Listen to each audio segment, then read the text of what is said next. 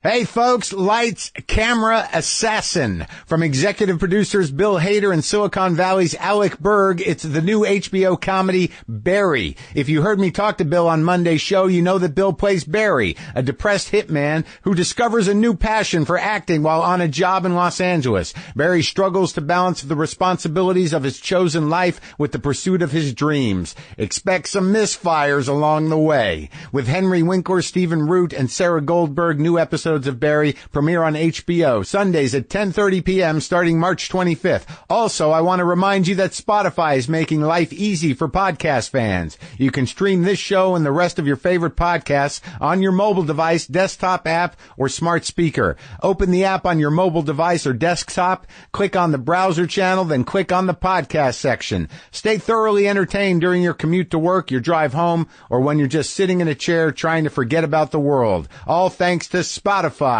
Okay, let's start the 900th episode of WTF, the podcast. Lock the gate!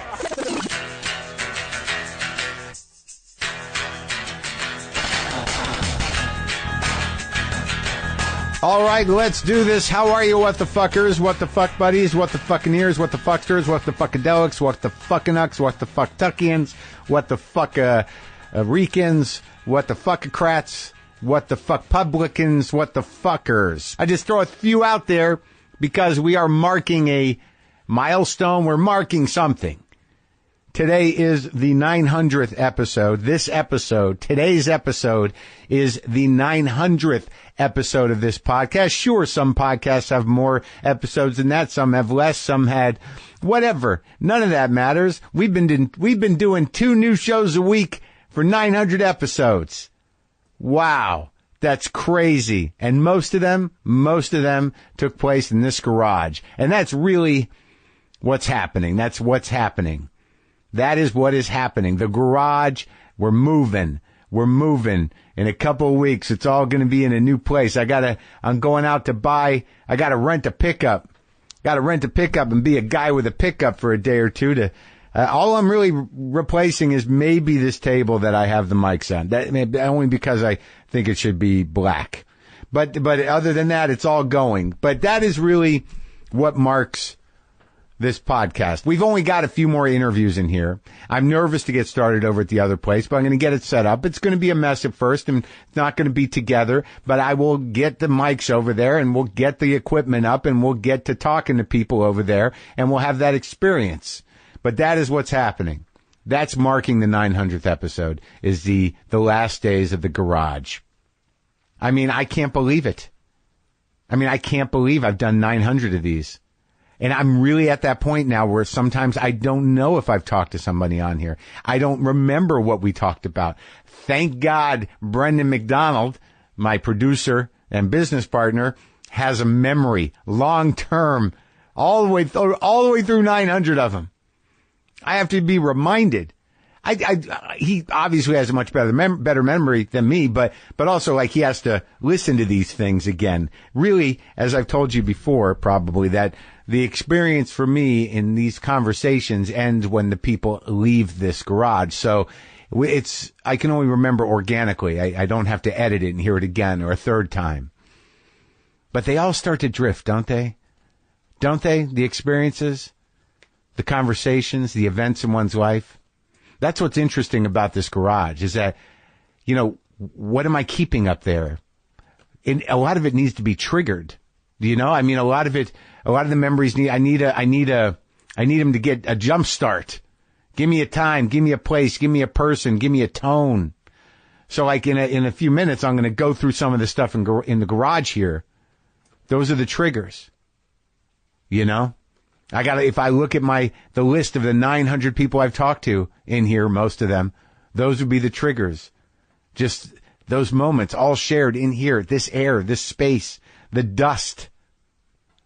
If most of dust is skin, there's a little bit of skin from a lot of fucking people around this garage.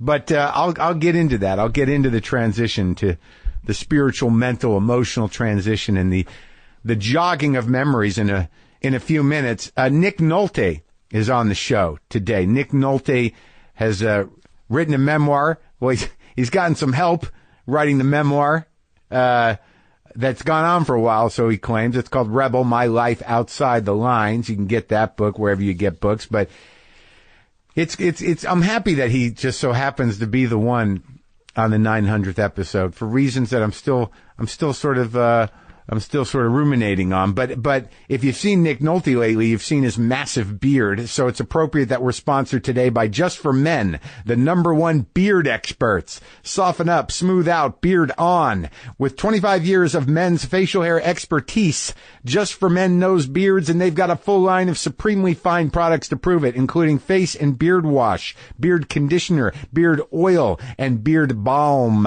The face and beard wash helps prevent itchiness, it unclogs pores, and it calms and moisturizes your skin. Meanwhile, the beard oil is light and non-greasy. It smooths and softens without making a mess. Use the beard conditioner to get down in deep to every part of your beard. And the beard balm offers superior hydration, fights dry, flaky skin, and helps prevent ingrown hairs. How do they do it? Soothing oatmeal, aloe, chamomile, and my favorite one to say, jojoba oil. Jojoba.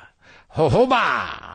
So kiss your average beard goodbye and get your softest, smoothest, bestest beard yet. Put your best beard forward. Visit jfmbestbeard.com and use promo code bestbeard25 to get 25% off your purchase. That's jfmbestbeard.com and use promo code bestbeard25. So, the garage, memories, sorting through things, transitions. I spent a bit of time with a handheld mic and a bit on this mic over a few days, spread out over a couple of weeks, kind of starting to process moving and actually going through stuff. And so this is how we're going to do this today. I'm going to sort of cut to myself here, going through the garage and having that experience, having memories jogged. A lot of the memories that were jogged are still sort of hanging over me today. Some of them good, some of them bad, but let's do it together. Let's do it right now.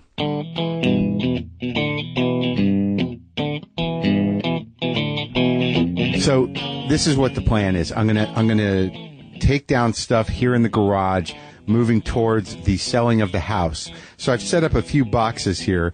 I've got a box for documents, and I've got a box for stuff I'm going to keep, and I've got a box for stuff that I'm probably not going to keep, nothing personal. And the first thing I'm looking at over here is these are the notes for the Obama interview, and I saved this thing from the Secret Service. Telephone trap sheet. Please fill out the blank spaces with as much information as possible. Special agents may sign as a witness. And then bomb threat sheet. I don't know what all that meant, but as a page, it looks pretty good. Oh, I see. You had a checklist. I guess I checked this stuff. I didn't fill out here. And then there's just the notes from Brendan that we put together to talk to Obama about. And then there's my notes and some more notes. So I should keep this. It was a fairly complicated day. So that goes in the document box. Oh, it's already happening. Oh my God. This weird thing is a strange man made out of pipe cleaners straddling a rat, a plastic or rubber rat. I've had this since college. I remember making it when I was high. The pipe cleaner guy has a very defined cock and balls for some reason, and he's riding a rat. It seems like a rare piece of ephemera. I will keep that. This is the first iPod. That seems like I should keep that. Oh, this is some notes. Who is this? Father, politics, why, enlisted in Navy, political help his father's... Oh, Al Gore. Al Gore notes. I'll keep those. This is a Spider-Man comic with the not ready for primetime players, and I think it's close to the original cast of SNL. Yeah, minus Chevy and Spider-Man. I don't know where I got this, but I'll keep that. Oh, here's my high school diploma. I did it. Mark David Maron satisfactorily completed the course of study prescribed for graduation from Highland High School. Look at that. I did it, folks. I should keep that. These are some weird fake stamps I got. Dr. Kevorkian stamps. I should keep those. This is a picture of St. Maximilian Kolbe. a monk who fought fascism on the radio. It was given to me by Roger Corman with some expectations. And I don't know if I lived up to them. Maybe I do. But it was a lot of pressure. This is a Richard Pryor's It's Something I Said 8-track and a Takeoffs and Put-Ons of George Carlin. These are both 8 tracks. They're kind of nice to have around. They look good. And this is a David Koresh CD, Voice of Fire. It's recordings of actually David Koresh singing, which I'll keep because it's part of a weird time, right? Why did I have that? Why would you want that? Well, there was a time where I thought, well, that's really cool. It's David Koresh CD. This is someone knitted me some dog shit. This is knitted dog shit. I know it's what it is. I don't know if you would know that's what it is. Kind of looks like a donut that didn't come out right, but it's like crocheted, I think. It's supposed to be dog shit, but it's knitted. People and their crafts. I'm not sure I need to keep that one. Oh, and here, look, we have a box of pictures from my entire life. From just a mess of Polaroids and pictures from my entire life. Oh, there's me holding my first wife's sister's daughter, who's probably in her 20s now. Oh, my God. This is me right after I got out of rehab the first time back in the 80s, wearing a devil suit, kind of, robe. Me at my dad's wedding. Me, the WBCN Comedy Riot, 1988. This is the moment that I lost and came in second. Oh, my God, look at these pictures. Me, freshman year of college, me naked with a guitar. Who took that? That's the big question. Who took that? Oh, here's my mom and my brother. And that was at my second wedding. Oh, my God, me and the second wife. What is this? Oh, this is me on the honeymoon that happened late, doing a selfie, looking not happy. Oh, man. You know what? Maybe it's not a good day to go through pictures. Maybe I should just close this thing up. Ooh, what is this envelope? These look like old pictures. What's in here? Oh, look at that. It's my parents. They must have been like newlyweds. Oh, look, there's my mom at the height of her anorexia. Looking, my God. All righty. Well, this didn't turn out to be as fun as I thought it would be with the pictures. What do we got over here? Uh-oh. It's a big plastic box labeled Journals and Personal. Oh, boy. I don't know if I should be reading these out loud or anything. There was a period there where I was writing every day to keep my sanity during the divorce. And some of these I thought would yield something. In waking consciousness today, I felt truly alone on the planet with my heart. Oh, my God. And then I talk about seeing my ex-wife. Let's not do this now either. But I have them. I have them all. I have all of those journals. What else is in here? This is my dad's stethoscope without the rubber on it that he's had since medical school. They used to carry in his bag. I should keep that. This is a box of candles that somebody made with their teeth, carved with their teeth. I'm going to keep that. This is, that fell down. I don't need it. I wasn't going to keep that. This is a little fuck sampler. Just says framed fuck. In that knitted sampler look. Oh, this is half of George Orwell's 1984. It was sawed in half by Ross Broccoli when we were converting a bookshelf into a CD shelf in my apartment in New York City on East 16th Street. He just brought a fucking power saw thing, hand saw, and we just cut that thing in half, and somehow or another George Orwell's 1984 was cut in half as well, and I keep it. It's a weird moment. It seemed to be hilarious at the time. Morning Sedition, Mousepad with me and Mark Riley from Air America. I'm going to keep that. There's the cup, the Obama cup. I'm going to have to keep that.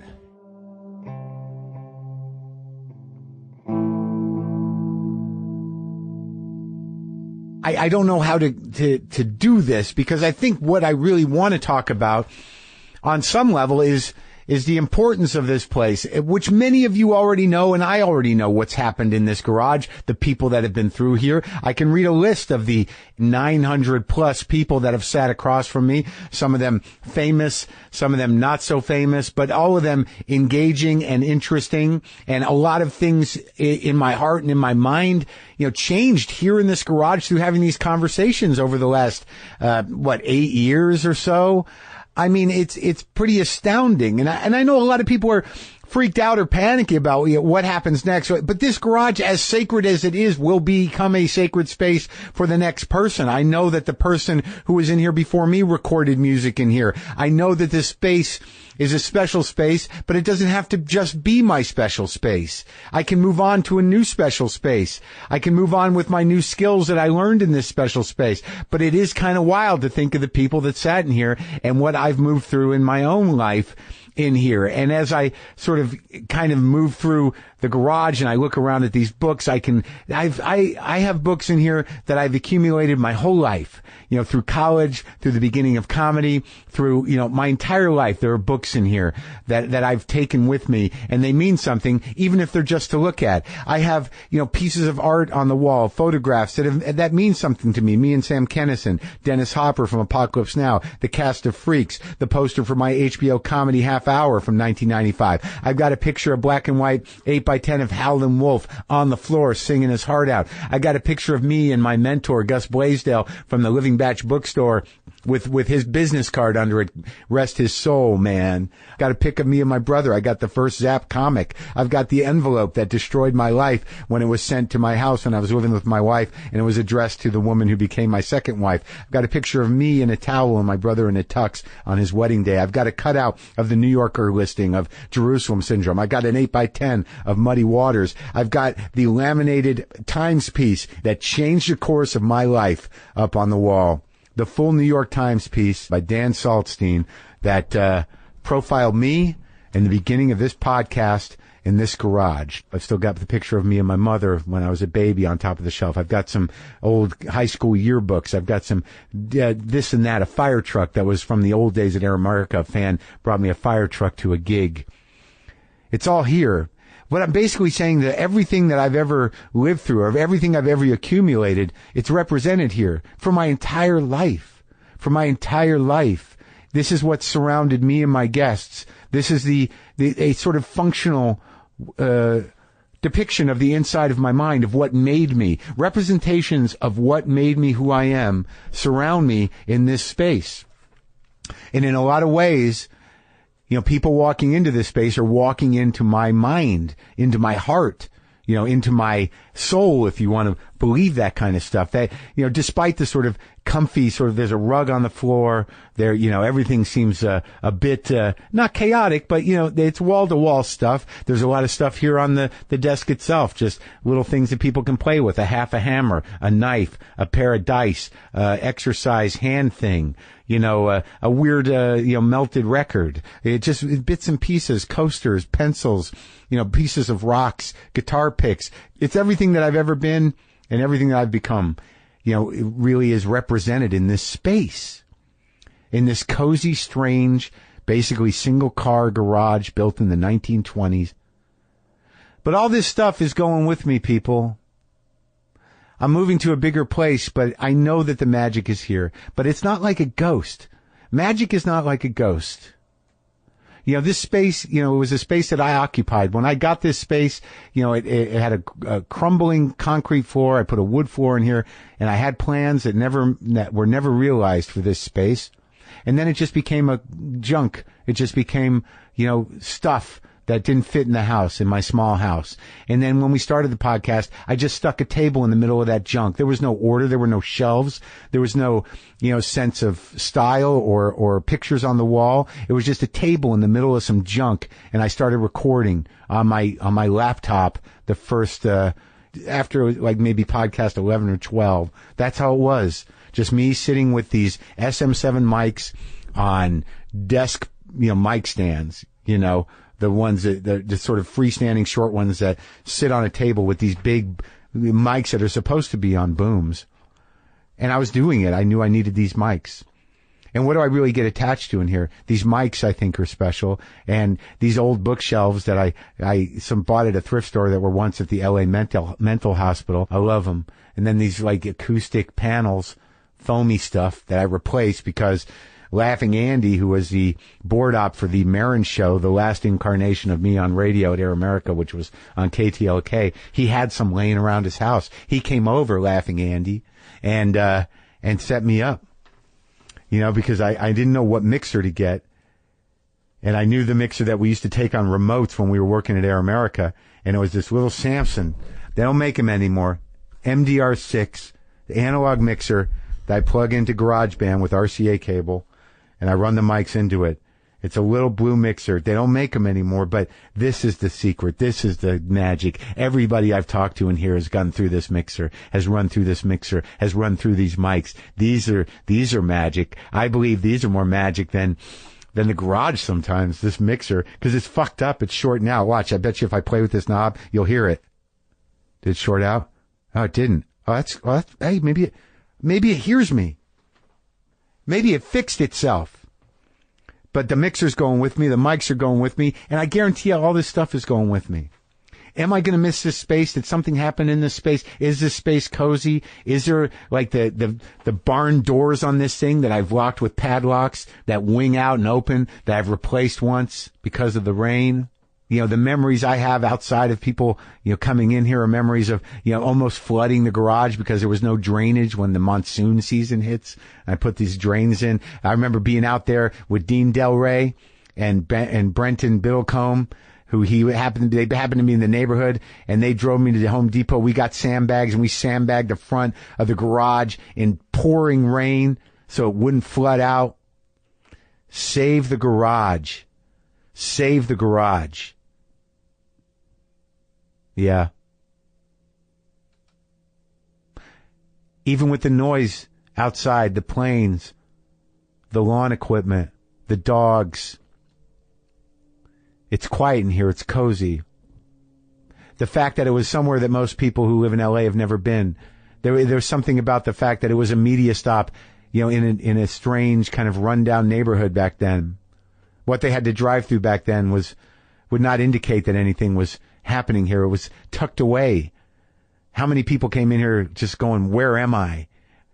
They're here. They're at the garage. They're at the cat ranch. They're about to talk to me in this garage. See, now I'm feeling it.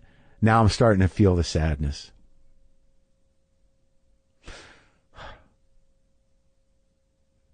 Yeah.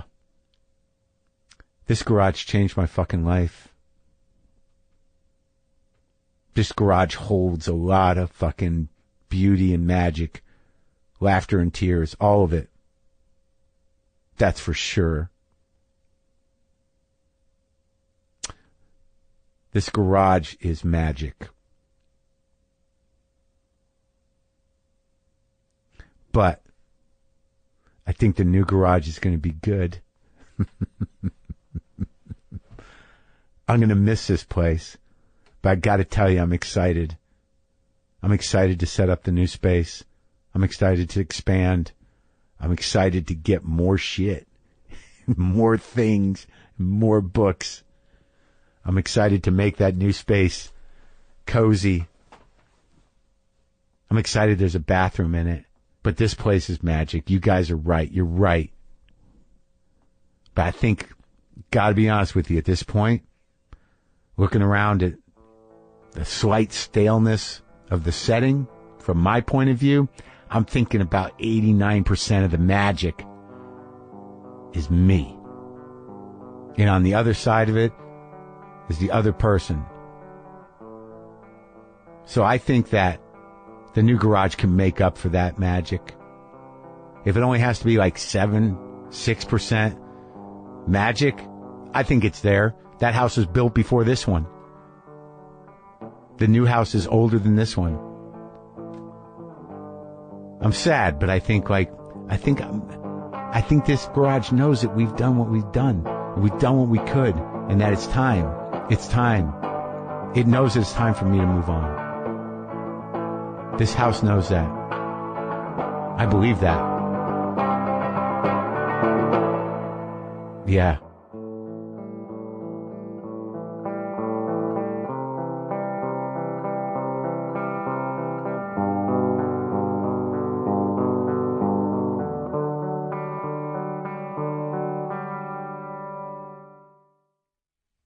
Yes, it's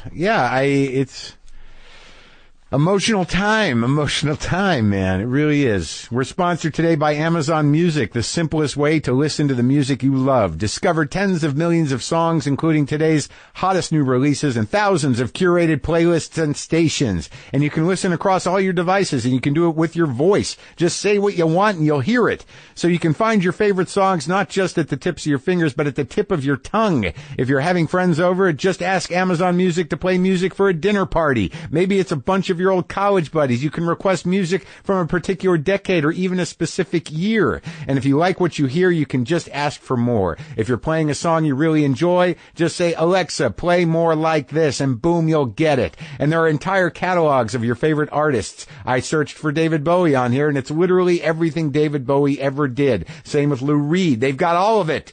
Best of all, there are no ads, no limits, and no interruptions. New customers can start a 30-day free trial at AmazonMusic.com. That's AmazonMusic.com to start your 30-day trial free. It renews automatically, and you can cancel anytime. Go do it up. So Nick Nolte, what a treat. What a treat to get to sit with Nick Nolte, who made one of my favorite movies, North Dallas 40. Whose title I confused with Semi-Tough at the beginning of this interview. That was an embarrassing moment because I just had a brain skid.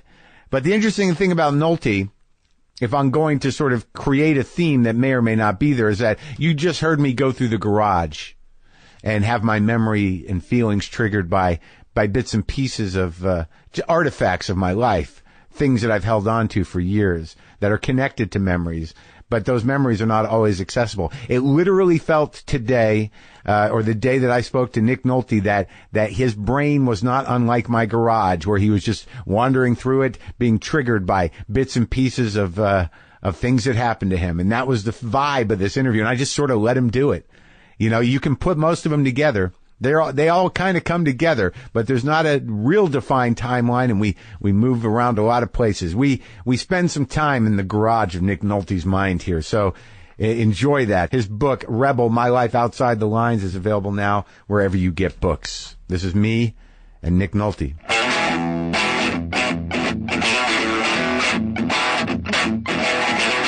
Be optimistic. Is that patch? That's great.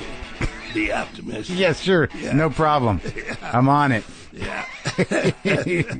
That's a challenging one. Yeah. Are you optimistic? I have to be. Yeah. Otherwise, wouldn't keep on going, you know. I guess that's true, right? Sure. You got to think, well, I'm going to get up tomorrow. Yeah. I can move now. Yeah. But it'll be a little sore in the morning, and I'll moan and groan and be pissy, but, you know. You know, it reminds me of, like, just you saying that, because for some reason, the movie Semi-Tough had a profound effect on me. Yeah. Like, I remember that movie. I love that movie. Yeah. It's a great movie, but there's that scene where you get up and you're, like, cracking things. You know what that is? That's North Dallas 40. All right, North Dallas 40. Yeah. That's right. North Dallas 40 right. With Mac Davis. Yeah, Mac Davis. Yeah, I love that fucking movie. Yeah. You know, I wanted Sam Elliott for that role. And for the Mac Davis part? Yeah. But I didn't know Mac at all. Sam, he did a screen test. 3 times. Yeah. You know, after the first one, I asked if he'd do it again. Yeah. He did it again. Yeah. And the third time he did it again.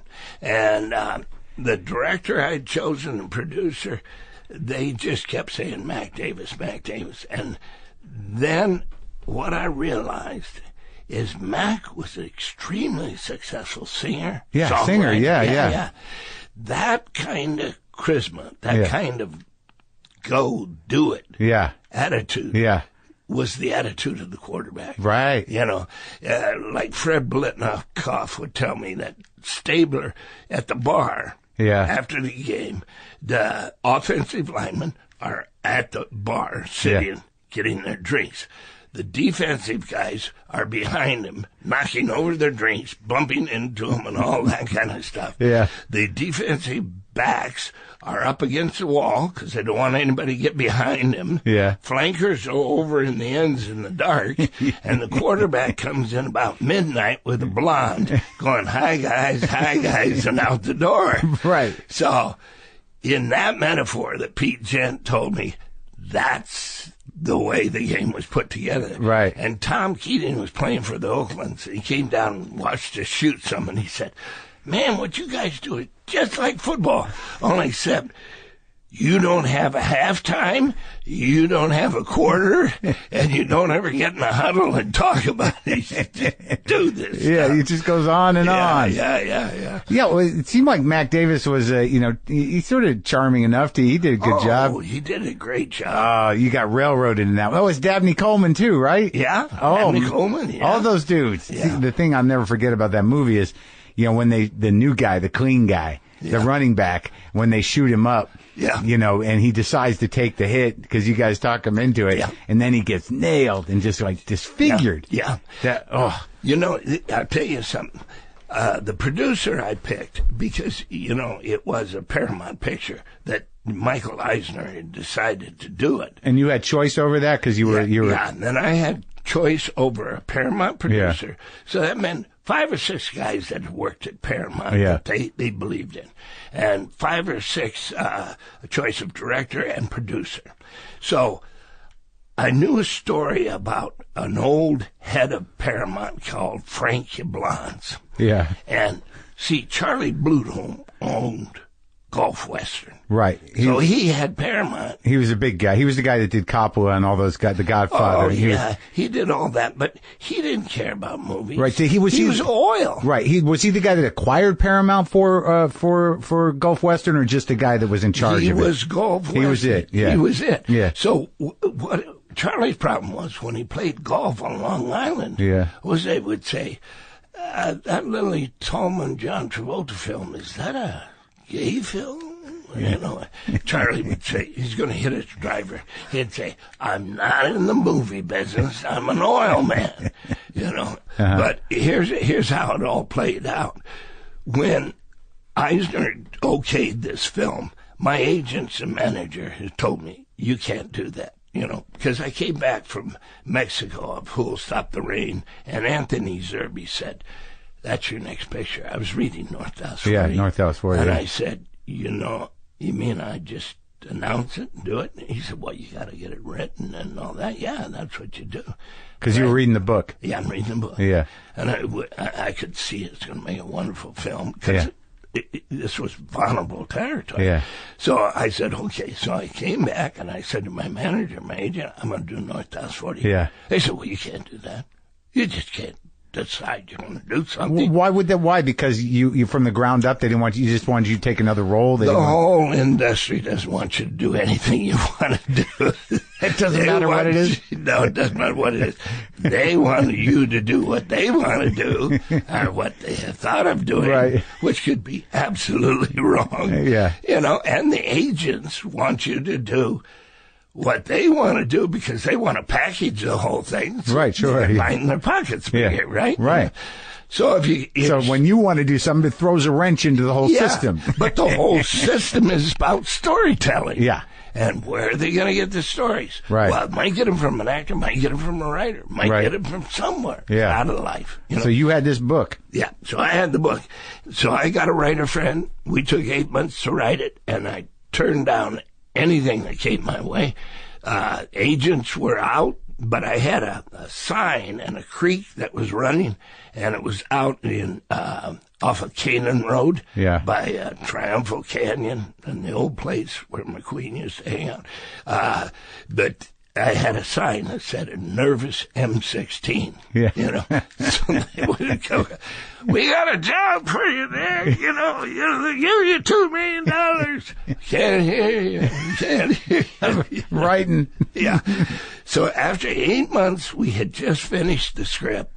Eisner called me the next day. He called me and said, what's this about North Dallas 40? I said, Mike, we just finished the script. I can bring it in right now and pitch it to you. He said, do that. So I went in, drove in from McGord. I pitched it to him. He says, look, I'll read it tonight.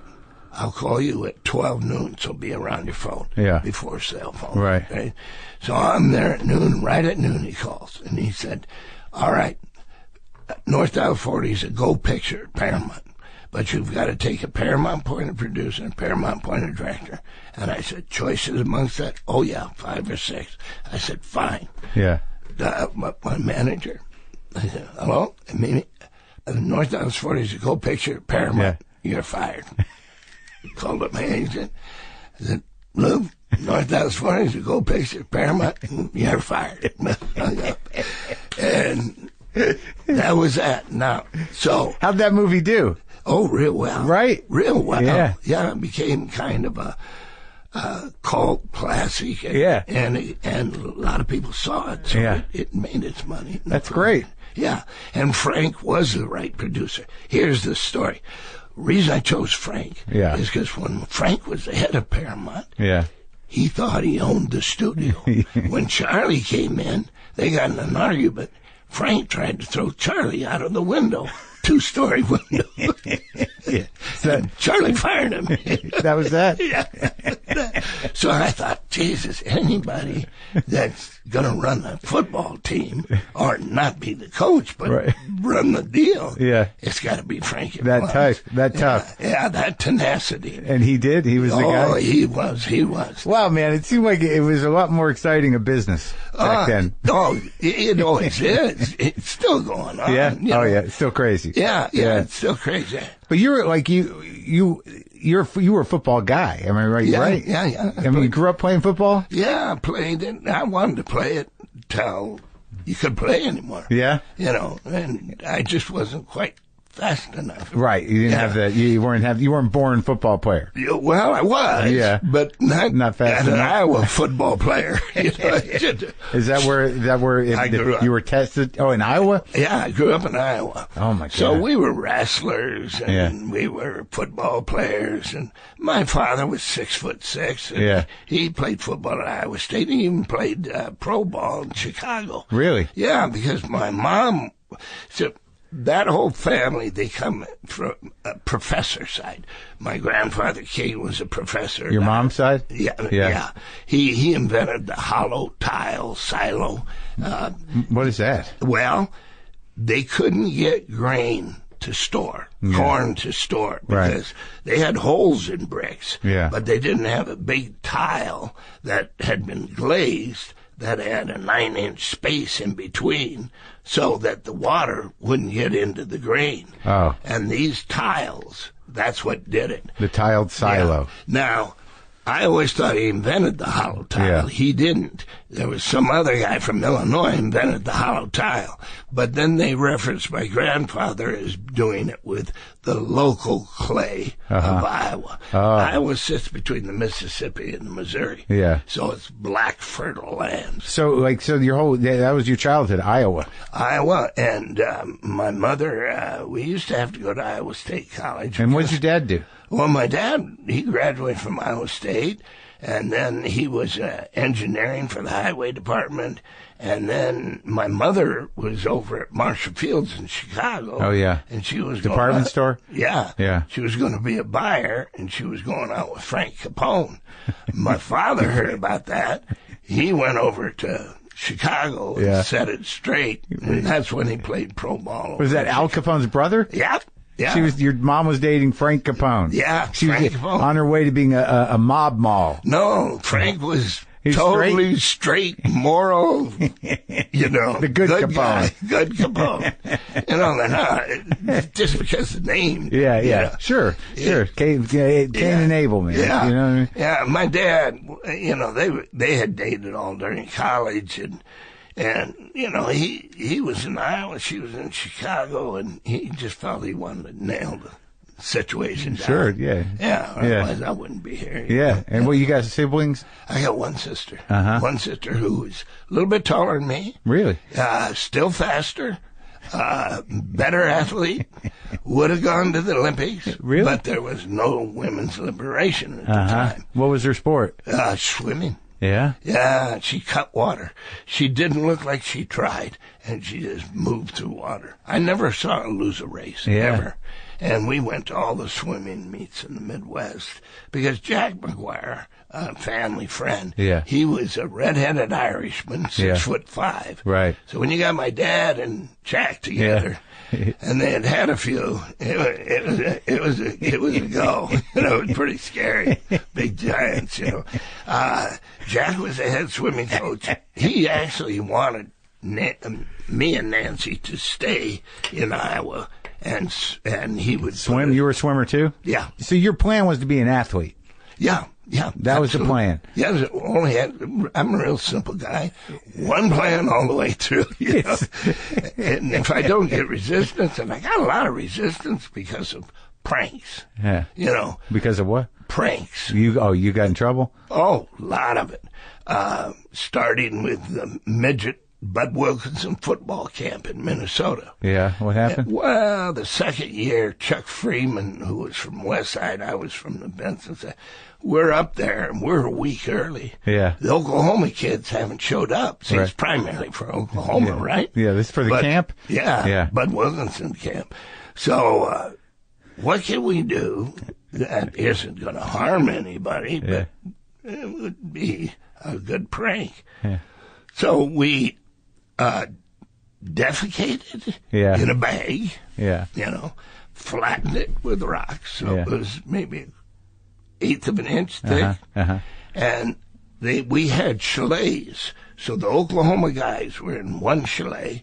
We were in another chalet, the out-of-staters, 2 from Nebraska, 2 from Iowa, 2 from Missouri, 2, you know. Yeah.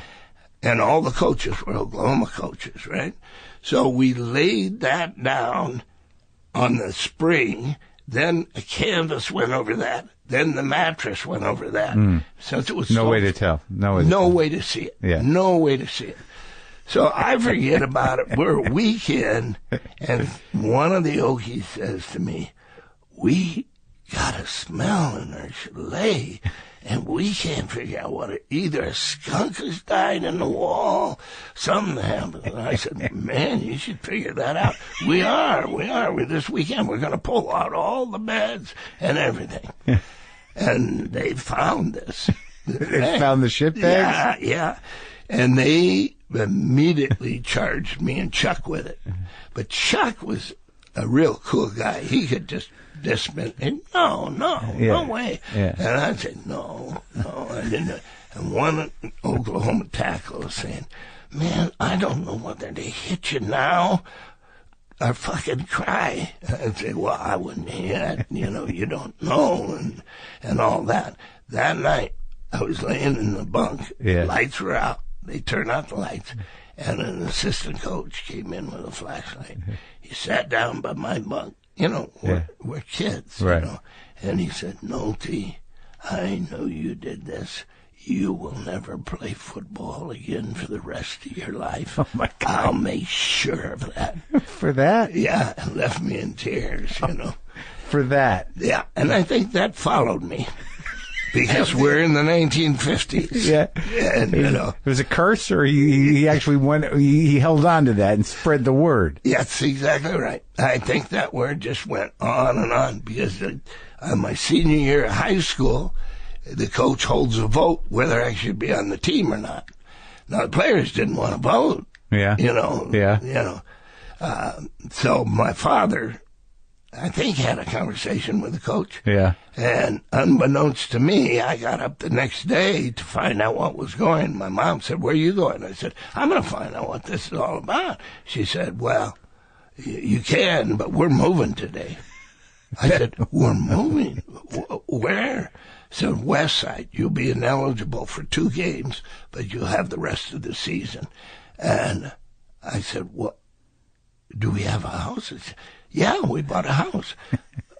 "Well, we don't have the money to that." "I know, but we're getting out of here." Yeah, so you can play ball. So I can play ball. Oh, that's some good parents. Yeah, real good parents. Oh, that's sweet. Real good parents. And you did. Yeah, and I did. So when did you decide you came out here for college initially? Because I read that, I was reading bits and pieces of the book. It's nicely written. Did you enjoy writing it? Yeah, but, that was a 5-year process. Of writing that book? 5 writers. Oh, yeah? That you worked with? Yeah, that I worked with. Yeah. And they would get so far and not far. And finally, Denise Hardy, the ghostwriter, she was able to really pin it down and start to get it. It's a good opening, when you're in, because I had a situation, when I come out here, the first time I came in L.A., It was like in the late 80s, and I left because I got fucked up. Yes. And like, you know, like I just like, you come out here in 1962, and like I talked to one other cat who got fucked up, and his dad had to come get him. And that guy was James Taylor, and that was in New York. Because James got strung out, and the old man kind of had to take him back down south and get him cleaned up. Yeah. And that's what happened to you. You came out here, you were where? Right out here in Pasadena? Yeah, right out here in Pasadena. I had rented a room. My folks, oddly enough, had a house in Hollywood. Why's that? Well, because when I you know, these were really unique parents. I think my dad was able to transfer to Hollywood because he was an engineer of large irrigation pumps moving water. Yeah. What is not known about L.A. is a swampland. So Laurel Canyon, Coldwater Canyon, Benedict Canyon. Yeah. Those are rivers. So it's all underground from Mulholland down. Now, as an iron worker, I built those tunnels, but I didn't put it together that there's an underground city under there until 10 years later when I come back and I'm looking for a place to smoke some weed at sunset and look over the valley in L.A.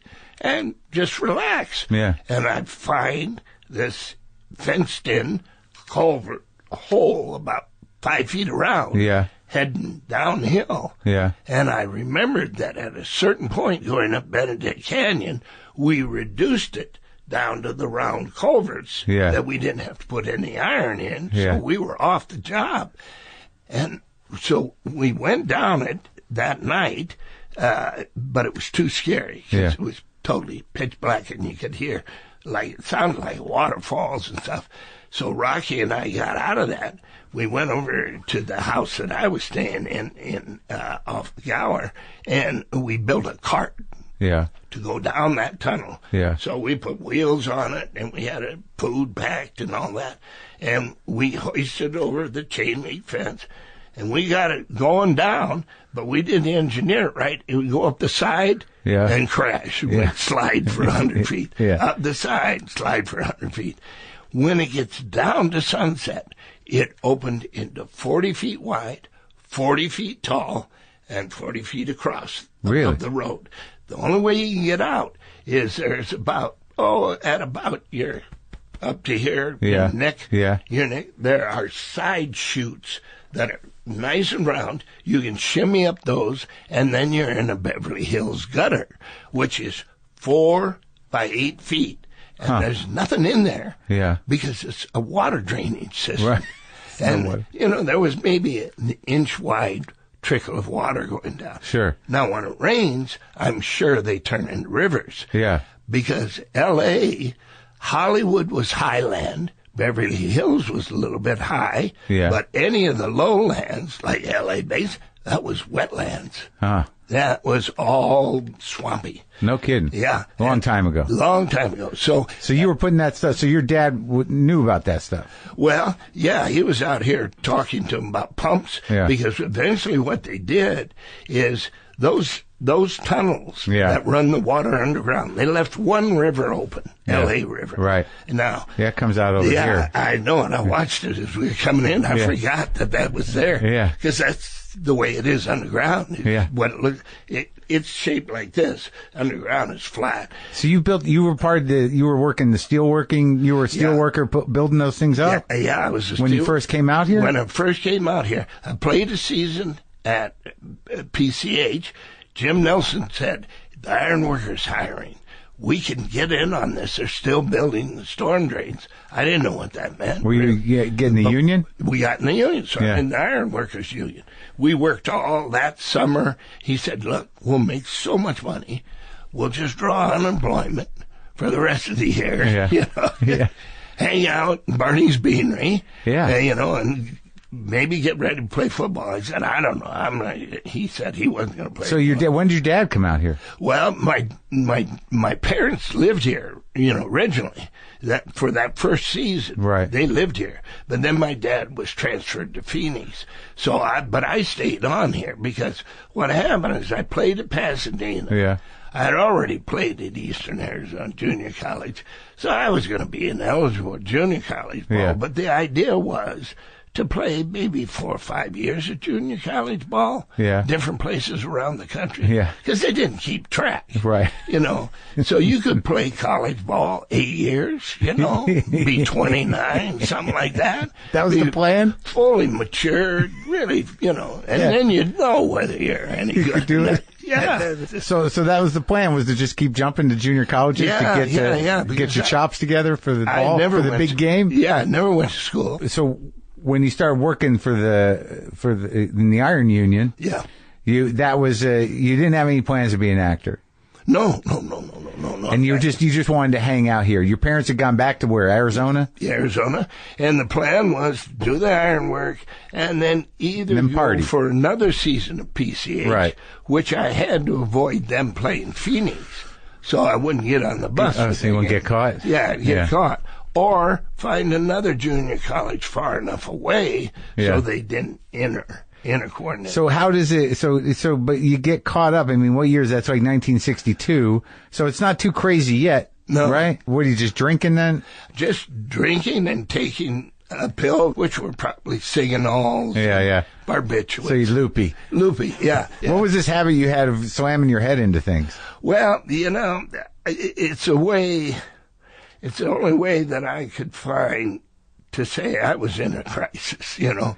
So, yeah, I was used to physical self-destruction, you know. Of yourself? Yeah, because drinking wouldn't get to it. If I was going to change comes from the inside. Right.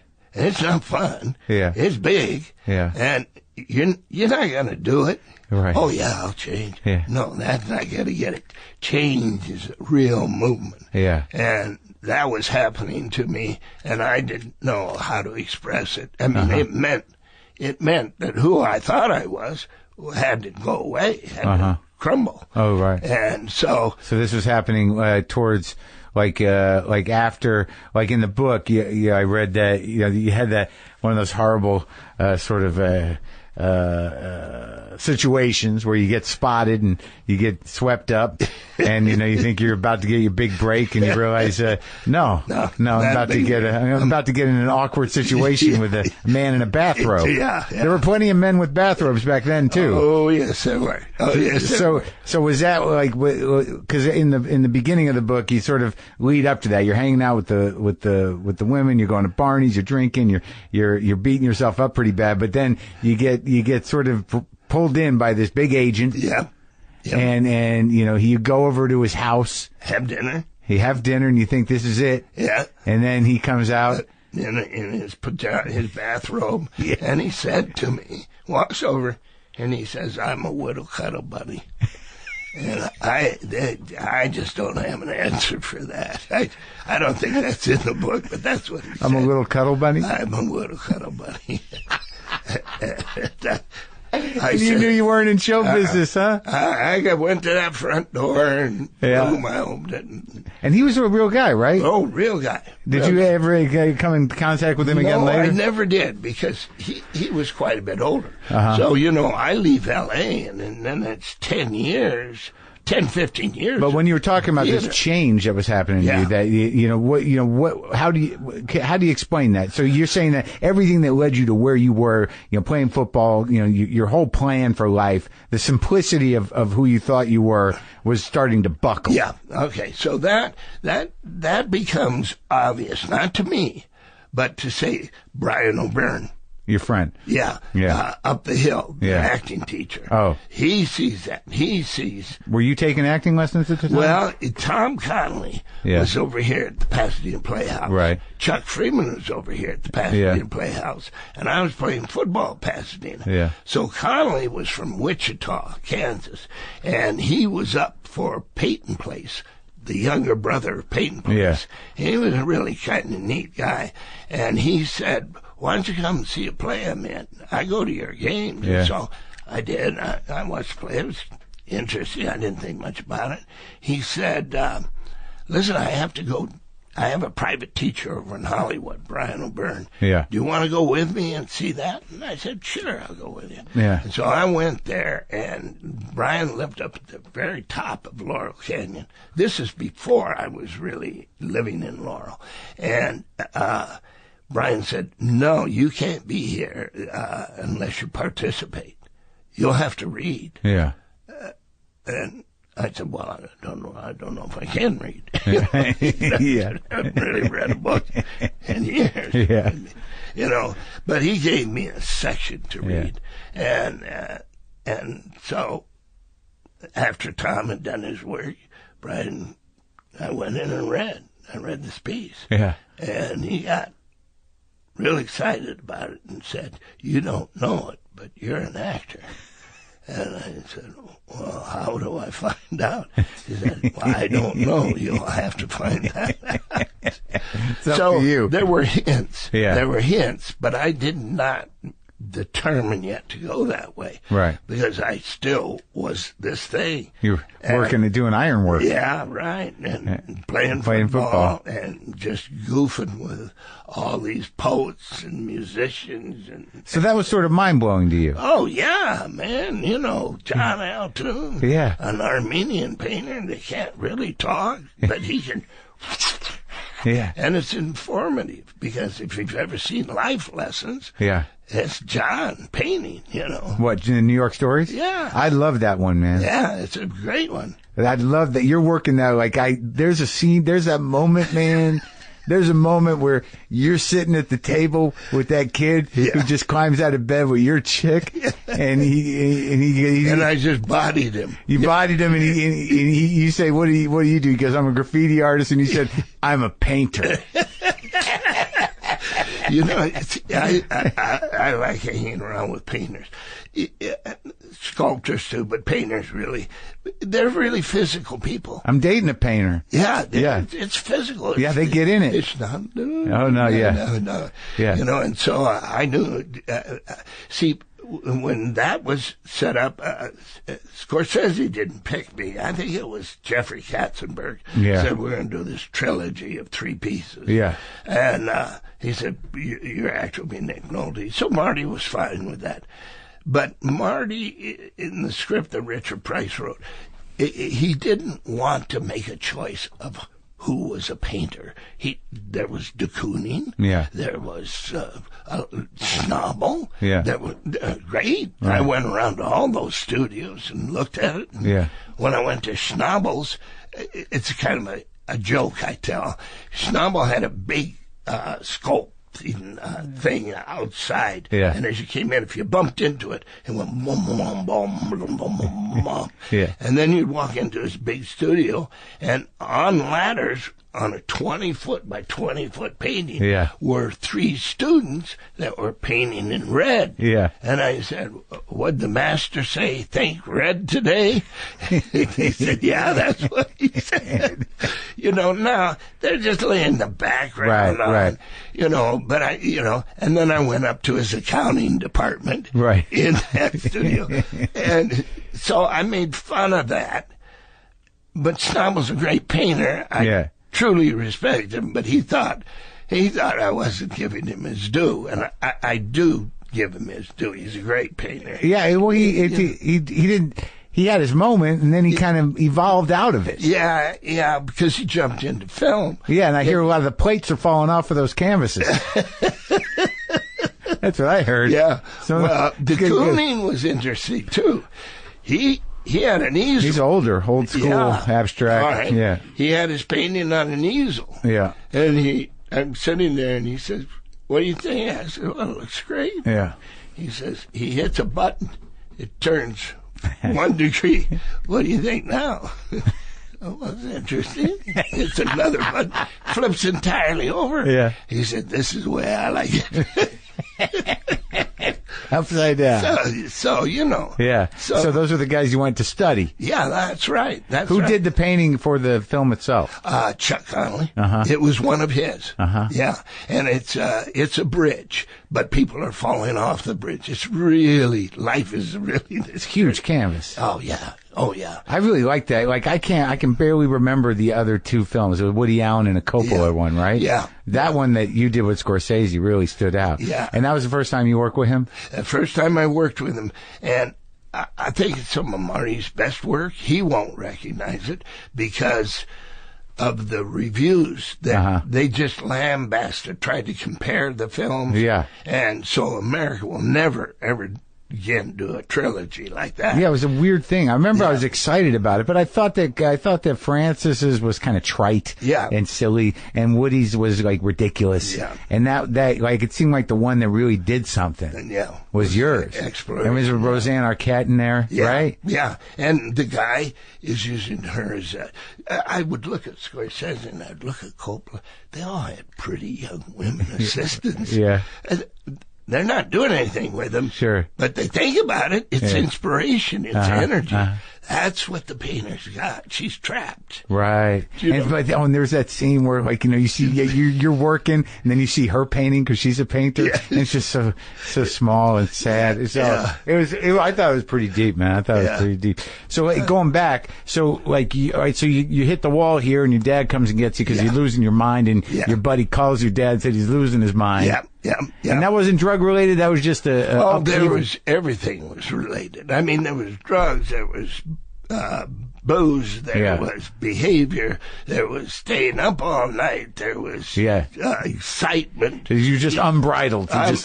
Totally out there. So you come in, and it's not the 360s yet. Yeah. You know. Right. You know. Yeah, you were ahead of the curve. Yeah, I'm ahead of the curve, and I'm not anywhere near in the ballpark.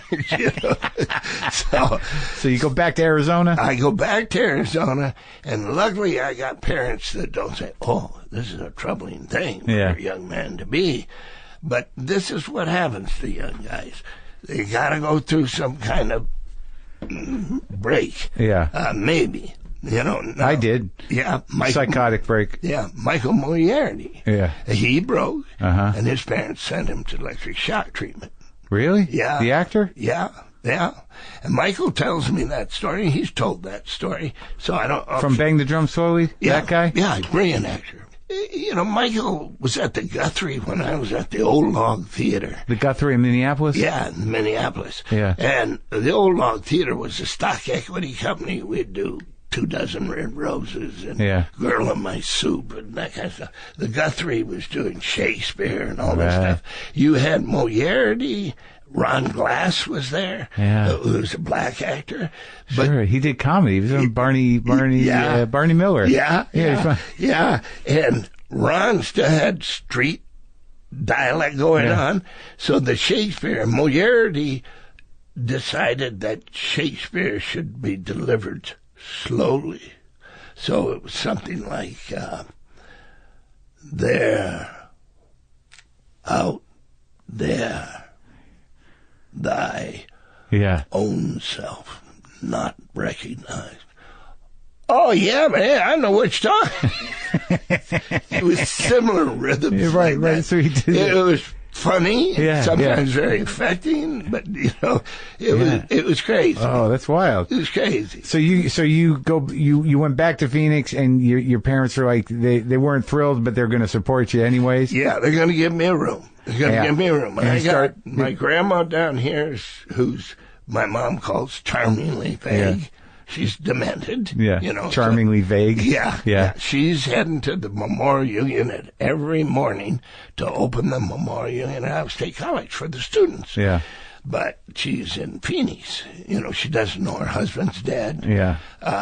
But she's pleasant. Yeah. You know, she's living at the house with you? Yeah. Living at the house because my mother was in a battle with her sister, Harriet, who was 9 years older and was a professor at the University of Oregon. And so when my mother called her and said, our mother is in bad shape, Harriet said, put her in a home. Right. My mother said, oh, you selfish son of a... And they fought all their life. Yeah. I mean, it was a ridiculous life. So you're there with your parents and your grandmother who's losing it. Yeah. And what did you start? Were you getting into trouble? Or what were you doing? No, the best advice I had was I got to put myself in a room and face everything that's going to come at me, because it was obvious I was running from everything. Yeah. Fear was a big thing.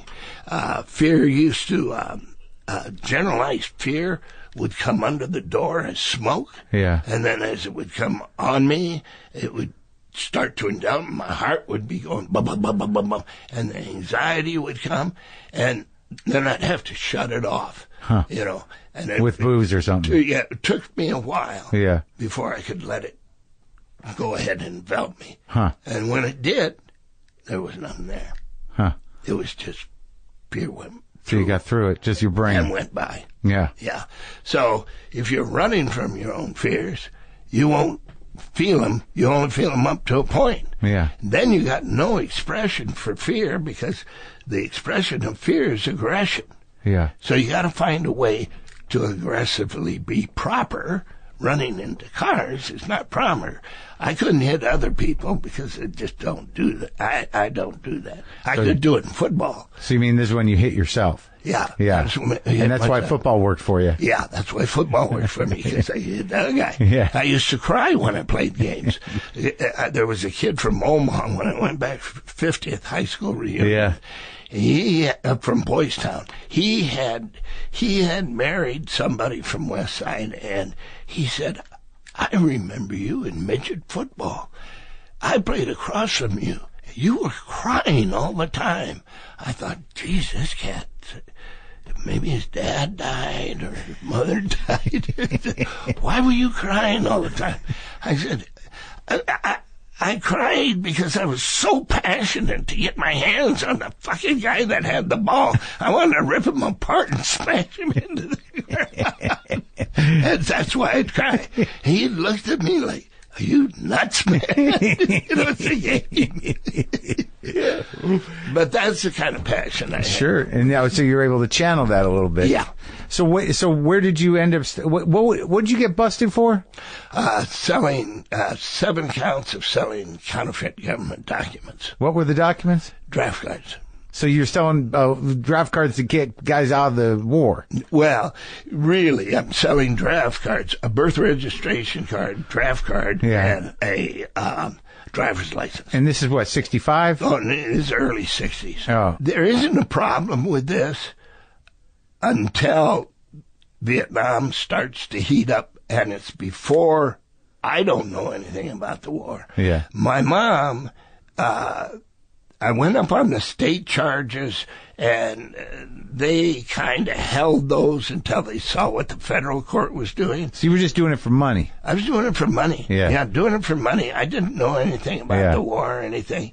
But the federals, they kept it going for maybe a year and a half, 2 years. Yeah. And my mother got spooked. So all of a sudden, I'm in a car, and we go to Uncle Cole's farm in Redfield, Iowa. And she's running away. And Cole, who always carries a half pint, says, "Dot, you can't run away from this. Where are you guys going to run?" And I didn't know what she was doing. And it was Cole that said, "She's trying to run away from trouble, and you're the trouble." You know? So we went back and faced the music. And I pled nola contendere, you know. I did it, but I didn't really know what I was doing. And he said that'll be $75,000 fine and 45 years in jail. And then he said, "I'll suspend that and put you under the Youth Correction Act. You will be in probation for the duration of the Vietnam War." Yay. You know. Yeah, really, yay. Yeah. You know, I didn't show it. And he said, "And then this will be off your record. It will not be a felony anymore. Nobody will be able to read it."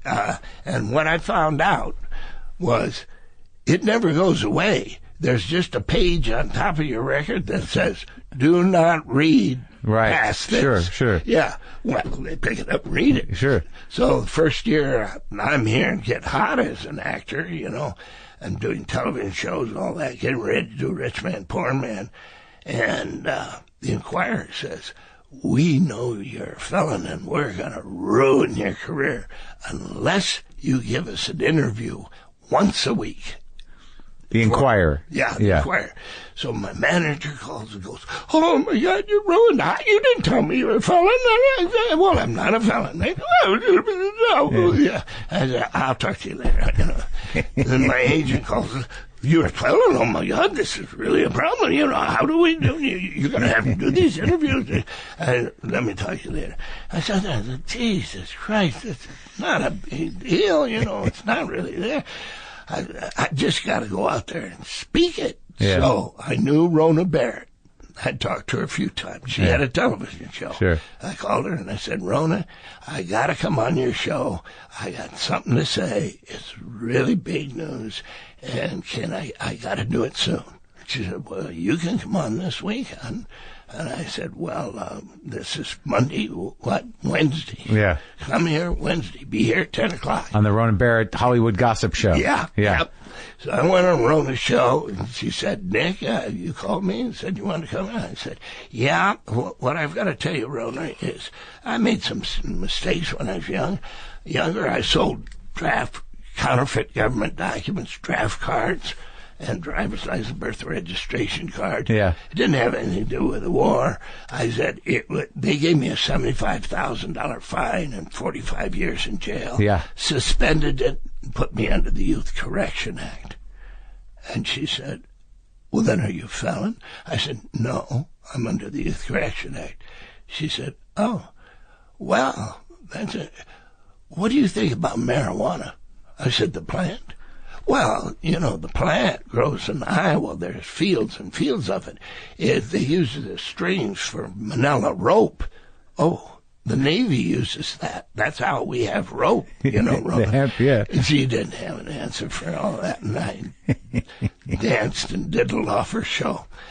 So did it help? Oh, yeah. There was no liability anymore. The Inquirer dropped it. Yeah, that's good. So that was at the beginning of your career. So so like outside of that, so you go back and you do this regional theater for a decade. Yeah. And do you train as an actor other than just doing the theater? I sit in that room for a year. Brian loaded me up with Stanislavski, with every acting book you can imagine. This is your room in Arizona. In Arizona. Brian's the guy from here? Yeah, he's the coach in Hollywood. Brian, what's his last name? O'Byrne. Okay. He left Hollywood maybe 30 years ago, and he died up in San Francisco. He acted and all that, but he coached many.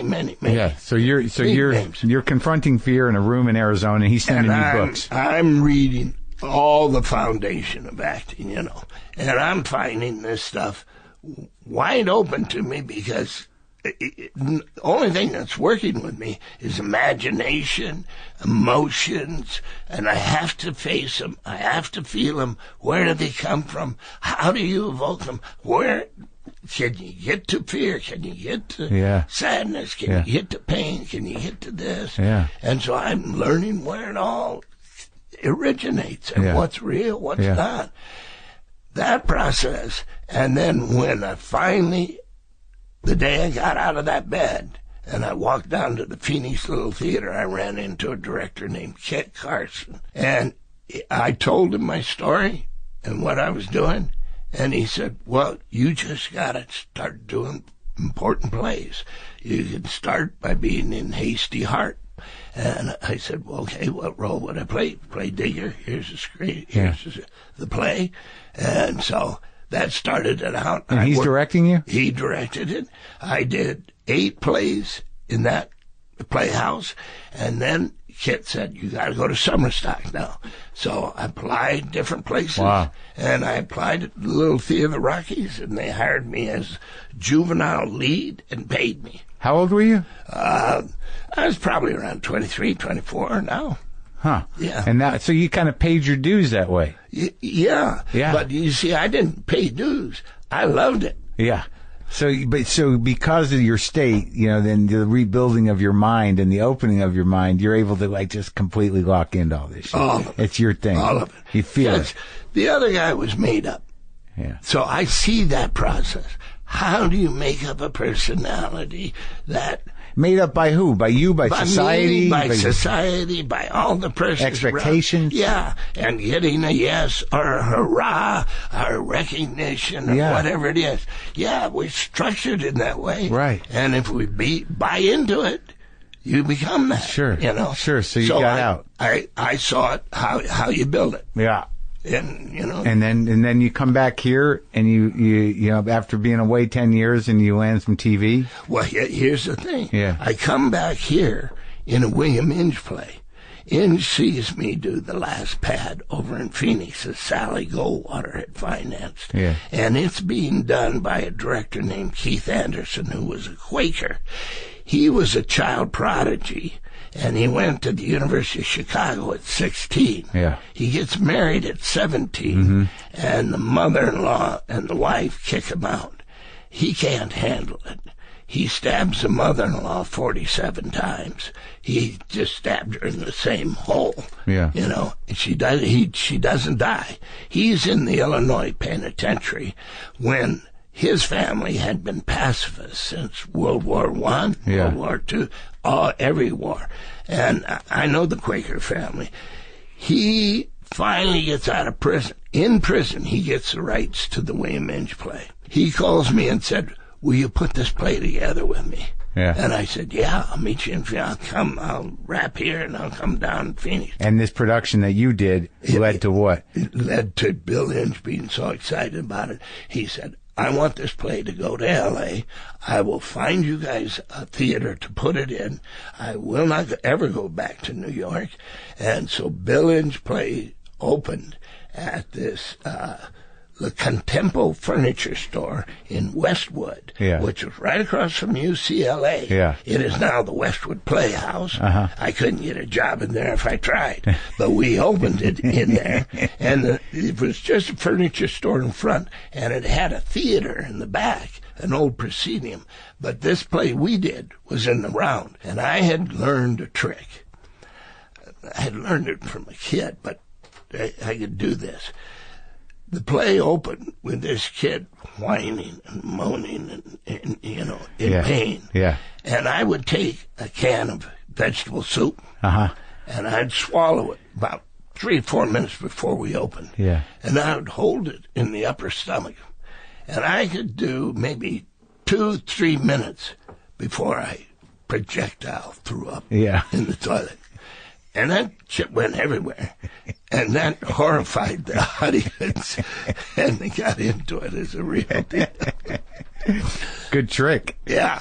So after that, did people see you and then they start booking you on TV or what? All right, yeah. That play ran for a year, okay? A year? In the furniture store? Yeah, in the furniture 70, store. what, 1970? What year? I'm not sure. You don't know? Yeah, I'll have to look. It doesn't matter. Yeah. So during that time, Elizabeth Taylor came down. It was just huge people. Casting directors came down, all that kind of stuff. Brian O'Byrne brought manager down. There was buzz. Real big buzz. Did Marlon come see it? No, Marlon never saw it. Yeah. No, Marlon didn't see movies. He didn't do anything? No. Did you ever meet him? Oh, yeah. Yeah? Yeah. The last 10 years of his life, Sean introduced me after Thin Red Line. Penn did, yeah. Yeah. Penn was having dinner with Marlon. Now, Woody and I pulled a prank on Sean on Thin Red Line. Sean called Harrelson? Me. Yeah. So Sean called me when we were back here and said, Marlon wants to meet you. I'm having dinner with him, and it's going to be up in Beverly Hills, up Beverly Glen Boulevard. Yeah. So I was driving in with my English assistant, Matt Tromans, who's really a smart guy, and I said, Matt, I got a feeling this is Sean's got me right in the spot where he could really pull a big one. I don't want to go. And Matt You thought he was fucking with you? Yeah, I thought he was going to. Yeah, because Sean was upset about what Woody and I did. You know. What did you do? Well, I got down on thin red line about halfway through. Woody calls me.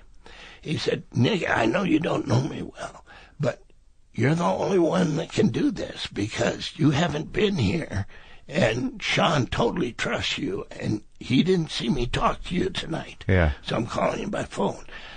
I need you to help me get Sean in a certain position so I can pull this gag. And I said, well, do you have any idea what it is? And he said, not yet. And I said, I don't want to hurt him. He said, no, we won't hurt him. We won't hurt him. So he said, but just tell Sean you want to meet him Saturday night, say 7 o'clock, because you got something to talk about with him. And just, don't say anything. Just say you got to meet with him. Yeah. And I did. The next day I called Sean. I said, hey, I got something to talk with you, but I can't right now because I got all wardrobe and all that. How about Saturday about 7 o'clock? It's our day off. He said, yeah, I'll meet you. I'll come over in that main town and be in the bar, and we'll talk. And he said, good. Sean's father was dying of cancer. He thought maybe it was some health thing. Oh, right, yeah. I don't know what he thought. But anyway, so Woody calls me about 6, and he said, why don't you head down now? Because we're going to call him early. And he said, listen, I'm down here at the police station. You know where it is? I said, yeah, is it that White House at the end of the street? Just in that park there? Yeah, it's just a little 3-bedroom house. That's the police station. There are only 3 policemen. Come on down right away, because you were in a wreck and around. Well, come on down, I'll tell you. All right, so I got down there. 2 of the policemen were in uniform. The third one was in a T-shirt with tattoos. He looked like an Australian, tough guy. Wild guy. He said, all right, here's what happened. You were in a wreck with this guy in the roundy round, and since you're a foreigner, they're going to have to do a blood test on you, see if you were drinking. But they have a warrant for this guy's arrest. They're glad they got him. So he'll be in handcuffs. And then when Sean comes down, he has to identify you that, yeah, you're American working on the film and all that. And then the doctor will come, and it'll be a fake blood test and all that. But somewhere in there, this guy will have to go to the bathroom, and the other officer will walk down with him, and you and Sean will be sitting here. Now, I don't know, do I leave the gun in? And I said, Woody, if you don't do the gun, Sean's not going to react. A gun makes Sean react. What are you going to do with the gun? Well, they're going to shoot it. So Woody turns to him and said, okay, the blanks are in. So when you go down to the bathroom, there'll be a commotion, and then... This is like a theatrical production. Boom, boom, boom. Yeah. And the other cop will run down there, and maybe boom, and then we'll see what Sean does. And knowing Sean, he's going to run right down there, too. Yeah. He's going to... Get in it. That Sean gets in it. Yeah. So he said, he got it? And I said, yeah, okay. And in their office, they had ripped out the rooms, so there was a picnic table, a desk, the back door, 2 big windows on the sides. Yeah. Okay? So I called Sean. Hey, Sean, I was heading downtown. I was going to have a few drinks, and then you talk to you, but I got in a wreck in the roundy round. I'm down here at the police station, and they need somebody to vouch that I am who I am. And he said, I know where it is. I'll be right there. It's literally 2 minutes away. Yeah. And so now the cops got nervous. Yeah.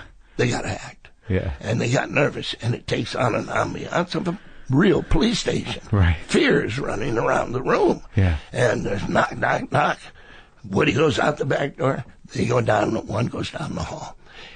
He's talking to Sean all the way up, in the Australian accent. He sits across from me. Yeah. The cop stands over us, and he's talking. Yeah. In the meantime, this guy says, I get pissed. It's just off yeah, the yeah. The other cop walks down there, and the cop is explaining, we don't like to do this stuff because, we know, obviously, we got the right guy, and we sober. And he turned away and looked down the hallway, and Sean said, were you drinking? No. He said, good. Cop turns back, and we hear, boom, bang, crash from down. The cop looks, and we hear boom, one bang. The cop goes rushing down that hallway. Boom, boom, two more. Sean said, what the fuck's going on? I said, I don't know. And he gets up, and he heads right down that hallway. And there's one more boom went off, I think. And the next thing I know, I'm starting to crack. So I went up against the corner of the wall. The cops come in and go spread eagle on the floor. Sean goes spread eagle on the floor, and here's the crazy man with a gun coming in. I'm getting the fuck out of here. I'm getting the fuck out of here. I'm getting out of here. You kid, you're going to drive me out of here. And the cop says, the keys are on the desk. Keys are on the desk. So Sean gets up and he said, hey, just don't shoot. There's no reason to shoot anybody. Just don't shoot anybody, okay? Okay, I'll drive you wherever you want to go. Come on, let's get out of here. So he gets the keys. He unlocks that door. He opens the door. Woody stands there with the camera. Shoots the shot. It was like Sean goes,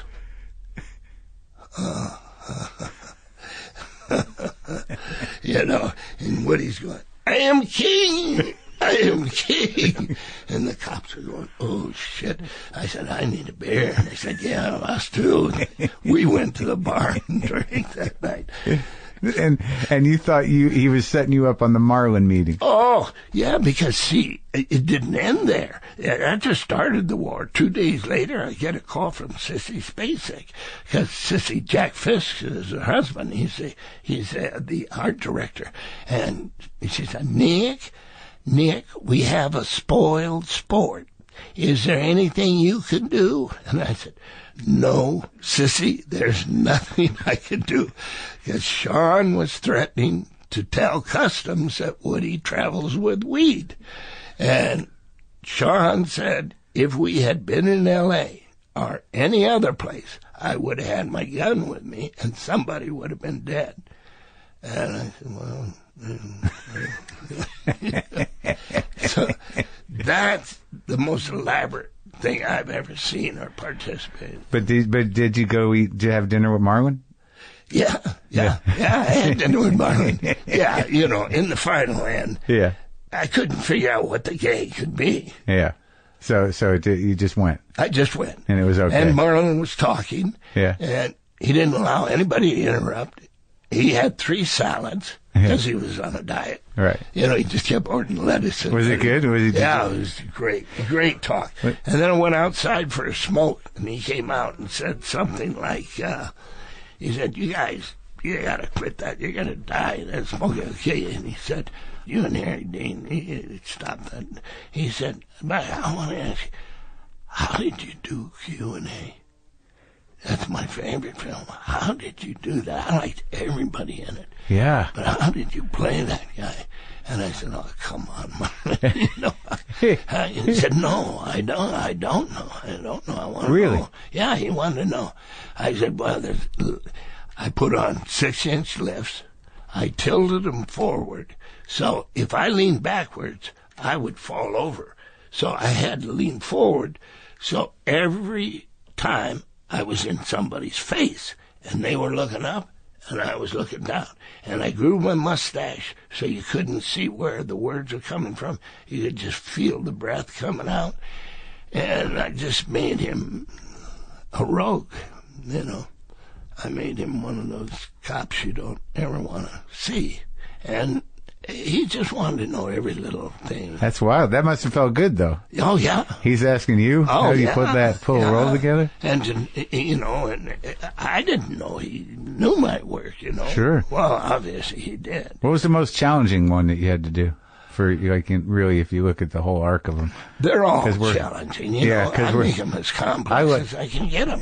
You know? Yeah, that's how you do it. You're like, you put these guys together from the ground up. Yeah. Yeah. That's the fun. That's the great part. I love Down and Out in Beverly Hills. That was a great, fun movie. That was Paul Mazursky. Yeah, he's great. Paul Mazursky wanted Jack Nicholson. I knew he wanted Jack. Yeah. But Jack wasn't going to do it, so he came out to see me. Yeah. He took one, and he's kind of that sardonic Jewish thing, you know, and he took one look and he said, well, I've seen it, okay, bye. And I said, no, wait, don't you want to read?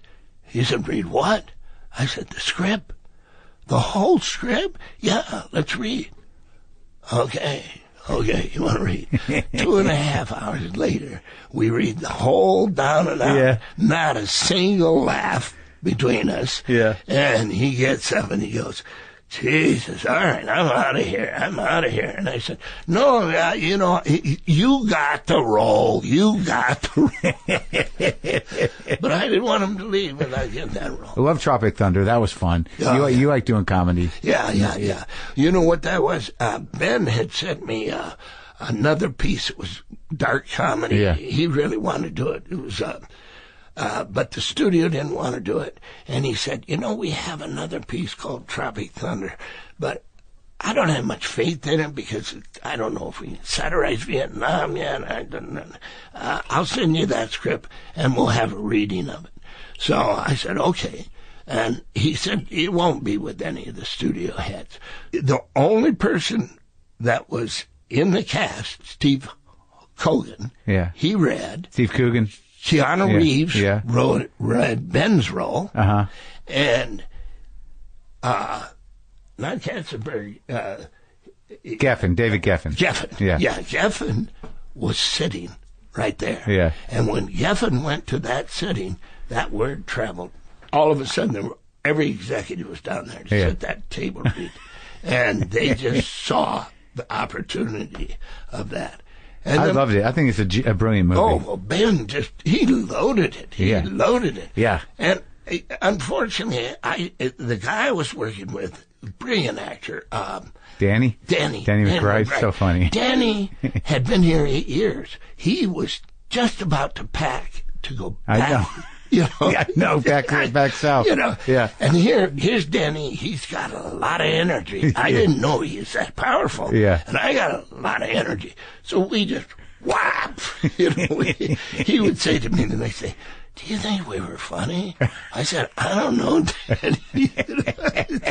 It's like two heads butting. You know? He's funny, man. Yeah, he's intense. He's really great. Oh, I wanted to ask you about Affliction. Yeah. That's heavy shit, man. I mean, that guy, I can't, did you have to pull out some Iowa in that thing? Well, you know what I had to Schrader's do? Intense, dude. Yeah. Paul called me and he said, I've got Affliction and I'll send you the script. And I read the script, and off the script I said, Paul, we got to do this, you know. He said, well, I'll get it financed and then we'll do it. So I just kind of jagged along. And then one day I picked up the book, Affliction, and I read the foreword. And in the foreword, Russell Banks talks about how many generations upon generations of eons of time men have sit with their sons and not teach them how to love. That's the affliction. That's what it is. And their only recourse is violence then. They do not know how to love. So it was a process of not being able to love. And the character, you kind of like the guy, but he always made that mistake with his daughter, his ex-wife, or his girlfriend, until he can't take it anymore. And when the old man goes, and Jimmy Coburn, I sent it to Paul Newman. Yeah. Newman said an interesting thing. He said, I don't think my audience will accept me in this role. Right. You know, and I had to think about that for a while. I think Paul was absolutely right about that. Yeah. You know, not that he didn't. The verdict was about as far out as they could go with Paul. Yeah. Right? That movie. Yeah. Like, you know, a down and out drunk lawyer. Yeah. He's not going to go any further than that. No. You know, he didn't want to go further, and he really didn't think they would accept him in that role. Couldn't sell it. Yeah. Yeah. And he didn't want to go there. Because he had a son. Yeah. He lost his son. Oh, yeah. You know. Coburn's just like Jimmy nailed it. And not only that, he made up for all the time that he had gone away. through, Yeah, terrible crisis of arthritis. Right. And he would lay in bed and he could not move his hands. And I don't know who the actor was, but it was a friend of Jimmy's. Said, Jimmy, you got to do something. Yeah, I'm going to do it. He massaged his hands with oil until he got them straight and straightened out. And then Jimmy used MSM and stuff like that, so he was able to function. But before that, he was in a bed. That's a heavy movie. Well, I guess people can read more stories in the book. I feel like we could just keep going. Yeah. Because we didn't even talk about The Prince of Tides or 48 Hours. But hey, we love those movies. Yeah, Nick. yeah. We love you, man. That was great talking to you. Thank you. It was fun to do it. Yeah. Real fun.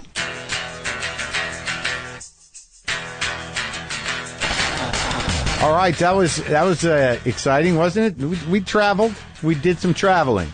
Me and Nolte did some traveling. Again, his book, Rebel, My Life Outside the Lines, is available. And don't forget, for an enviable beard and healthy-feeling skin underneath, get beard care from Just for Men, the #1 beard expert. Soften up, smooth out, beard on. Kiss your average beard goodbye and usher in your softest, smoothest, best beard and skin with Just for Men face and beard wash, beard conditioner, beard oil, and beard balm. All of which are made with soothing oatmeal, aloe, chamomile, and jojoba oil. Put your best beard forward. Just visit jfmbestbeard.com and use the promo code BESTBEARD25 to get 25% off your purchase. That was our 900th episode. Thank you for staying with us. Thank you for being here. Thank you for being a regular listener. Welcome if you're new. We're going to keep going. We're going to keep going. And I'm going